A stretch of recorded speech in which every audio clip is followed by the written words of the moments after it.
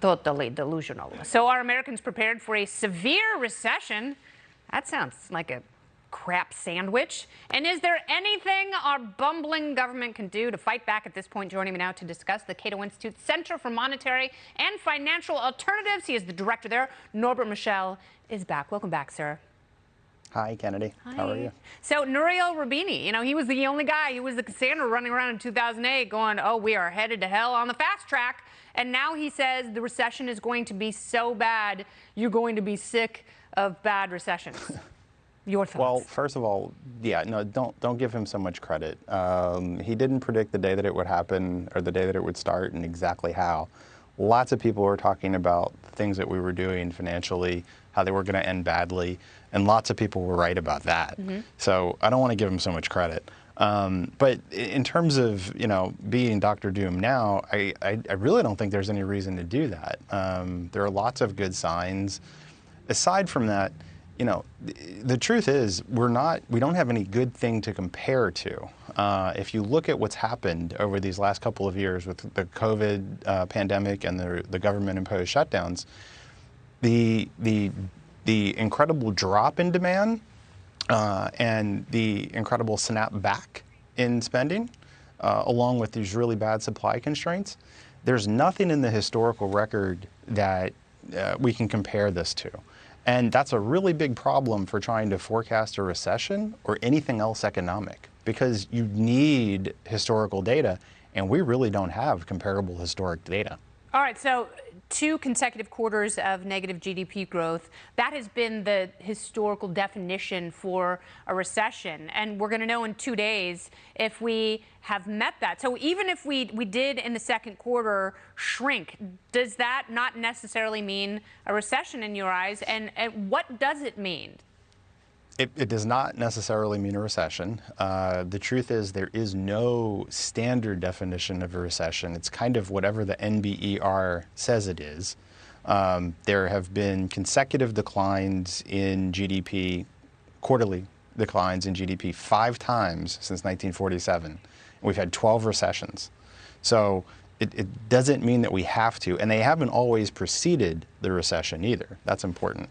The NBER looks at the depth, the duration, and the diffusion of all kinds of economic activity, and there are really many good signs. Industrial production, the index for industrial production, which is an output measure, is actually up above the pre-pandemic level. Job openings are strong, really strong. Lots of companies still looking to hire people. Household balance sheets, very strong. Household debt to GDP, all-time low. So there are lots of reasons, and I'm not naming all of them, but to not be so negative and to recognize, I think that what we're coming out of is absolutely anomalous, and we should be patient and let some of these things go filter out. Government policy-wise, we should be doing anything and everything we can so that people, businesses, business owners can produce and supply as many goods and services as possible. But doesn't that mean the government doing less? Because what they have done, so if you have, the best case scenario, which you are kind of parroting from the administration and from Janet Yellen, it's like, oh no, we've got these things that are really strong. No. And then you've got, $15 trillion in debt that Americans have racked up in housing and credit cards and student loans and everything else. And the fact that 83% of people say that they are feeling the economic pinch and they are spending less. So they're kind of in the middle. And then you have Nouriel Roubini saying the earth will cease to spin because the global recession is going to be so bad. So where are we, and what can the government do about it, short of doing nothing? I think that's the first time I've ever been accused of parroting Janet Yellen. I was trying to think of a better word. Yeah, no. I was trying to think of a better word than parrot, because I don't think that's necessarily positive. But you guys are putting out the same vibe right now.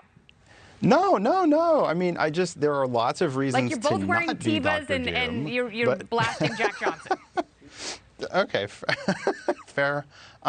There are many reasons not to be so doom and gloom, but there are also lots of things that the government can do to step back and get out of the way. Lifting restrictions so that we can produce more energy, more oil, more gas, open up more refineries, all kinds of trade restrictions, non-tariff. That would be great, but this administration is never going to do that because it would be admitting that everything they had done up to this point was wrong. And a lot of it has been wrong, and a lot of it has been bad, especially the reckless deficit spending, as though they're a bunch of modern monetary theorists, and it's dangerous. And I don't trust these. I don't know where the plane's going to land. After talking to you, I really don't know where the plane's going to land. I do not trust this administration to land the plane. That's all I know right now. But after talking to you, I feel better. And after the show, I'm going to go out and buy a Lamborghini. So thank you very much for that. No Jack Johnson, though. Yes, absolutely. No. All right. Okay. All right. You can get a ride. It's a two-seater. You can get a ride, but you're buying the Fireball. Thank you, sir. Bye, Norbert. Bye.